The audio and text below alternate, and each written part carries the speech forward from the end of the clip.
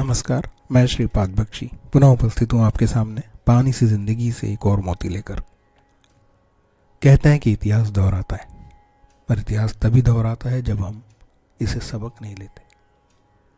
पर इससे भी बुरी बात तो यह है कि तब क्या करें जब इतिहास ही सही तरीके से बताया नहीं गया हो, या उन्होंने बताया जो अपने थे ही नहीं।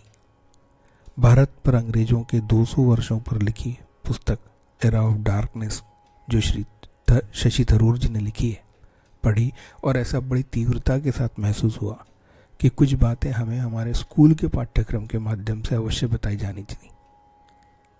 जैसे ब्रिटिश शासन आरंभ होने के पूर्व भारत की स्थिति वैश्विक अर्थव्यवस्था की 23% थी, जो स्वतंत्र होने तक सिर्फ 3% रह गई।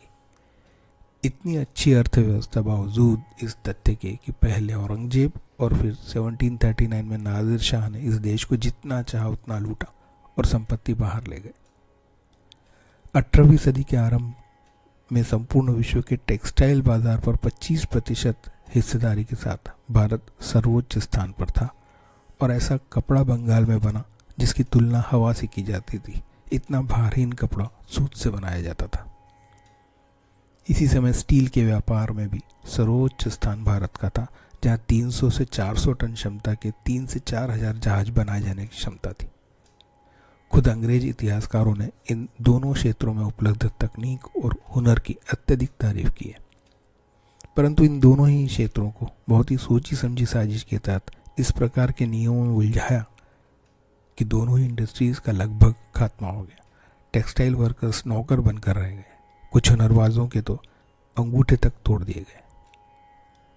इन परिस्थितियों में भी जमशेद जी द्वारा 1883 में स्टील फैक्ट्री बनाई गई, जिसका उत्पादन भी 1912 तक चालू न हो सका। इसी समय जमशेद जी ने इंडियन इंस्टीट्यूट ऑफ साइंस की भी स्थापना की। अब कुछ बातें इन अंग्रेजों के सीधे सीधे इस देश को लूटे जाने की भी। सन 1765 से 1815 तक प्रति वर्ष 180 लाख पाउंड ब्रिटेन भेजा गया। अकेला रॉबर्ट क्लाइव ही 234,000 पाउंड पहले और 400,000 पाउंड बाद में ब्रिटेन ले गया, और न सिर्फ यूरोप का सबसे धनी व्यक्ति बना, वरन ब्रिटिश पार्लियामेंट में इन्हीं पैसों से 2 सदस्यता भी उसने अपने परिवार के लिए ली। अकेले बंगाल से 26,80,000 पाउंड का भू लगान ब्रिटेन गया। दादा भाई नौरोजी ने यह बात उठाई थी कि 1835 से 1872 तक 130 लाख पाउंड का निर्यात भारत से हुआ, पर उसके एवज में भारत को कुछ नहीं दिया गया। एक इतिहासकार विलियम डिग्नी के अनुसार 19वीं सदी में 419 करोड़ पाउंड ब्रिटेन गए। लूट का आलम यह था कि जितने भी ब्रिटिश भारत में पदस्थ होते थे, उनका वेतन और रिटायर होने के बाद पेंशन भी हमारे खजाने से जाती थी।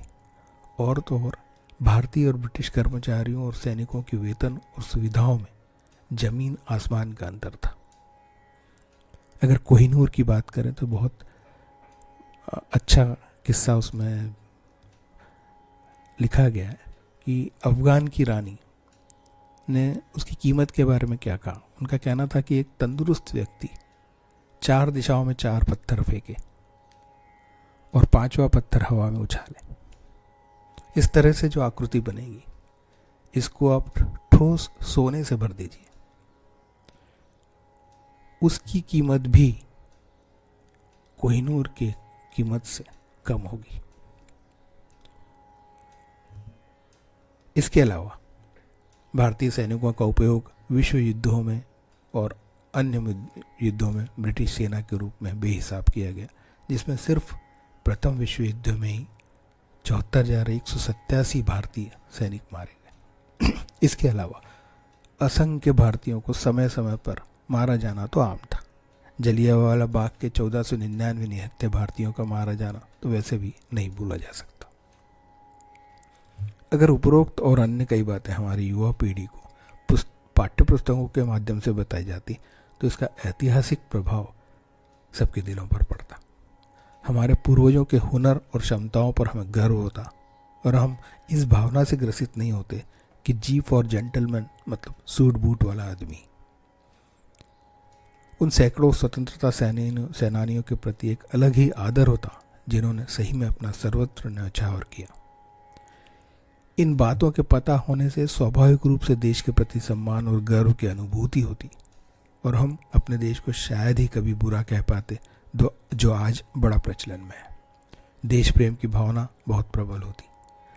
हमें यह भी पता चलता कि द्वितीय विश्व युद्ध के बाद सैनिकों की बगावत और 1945 में ब्रिटिश इंस्टॉलेशन पर भारतीय सैनिकों की गोलीबारी हमारे आतंकवादियों के बलिदान के अलावा बहुत बड़ा कारण बनी कि अंग्रेज समझ गए कि उनके दिन यहाँ पूरे हो गए।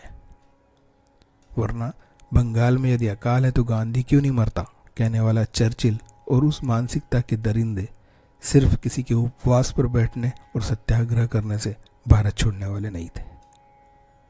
जय हो, नमस्कार।